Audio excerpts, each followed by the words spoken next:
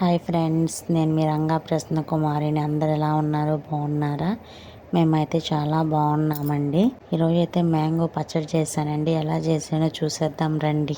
First అయితే ఎండుమిర్చి, నూనె, జీలకర్ర, ధనియాలు అయితే వేయించుకున్నానండి. చూడండి, ధనియాలు చూపిస్తున్నాను చూడండి ఎంత కలర్ఫుల్గా ఉన్నాయో. జీలకర్ర చూడండి వేసి వేయించేసుకున్నానండి. బాగా వేయించాను చూడండి, వేయించేసాను బాగా.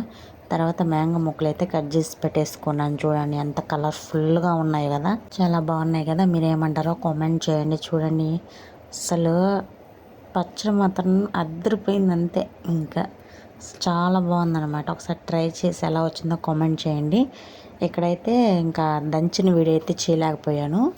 నెక్స్ట్ టైం ఎప్పుడైనా పెడతాను. ఇంకా పోపు అయితే వేసేస్తున్నాను చూడండి. ఆయిల్ అయితే వేసేసాను, తిరగమాత గింజలు అయితే వేసేసాను, వెల్లుల్లి వేసాను. వెల్లుల్లి అయితే వేసేసాను చూడండి. వెల్లుల్లి అయితే వేసేసి ఆనియన్స్ అయితే వేసేసాను. ఎండుమిర్చి అలాంటిది ఏమీ లేదు. కరివేపాకు అయితే వేసేసాను. బాగా వేయించుకోవాలి. తర్వాత అయితే ఆ పచ్చడిని అయితే వేసేసి కలుపుతున్నాను అనమాట. ఇక్కడ చూడండి ఎంత బాగుందో కదా, చాలా బాగుంది కదా పచ్చడి. చాలా కలర్ఫుల్గా, అట్లాగే నూనె పైకి తేలితే బాగుంటుంది అనమాట టేస్ట్. కర్రీ అయినా సరే నూనె అలా పైన తేలాల, అప్పుడు బాగా ఉడికిపోతుంది అనమాట, బాగుంటుంది అనమాట. చాలా బాగా కుదిరింది చూడండి, ఎంత బాగుందో కదా, చాలా బాగుంది.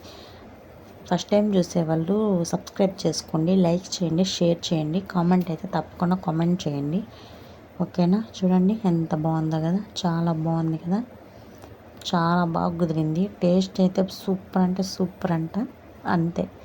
ఇంకా మాటలు లేవు, మాట్లాడుకోవడాలు లేవు. చాలా బాగా కుదిరింది చూడండి.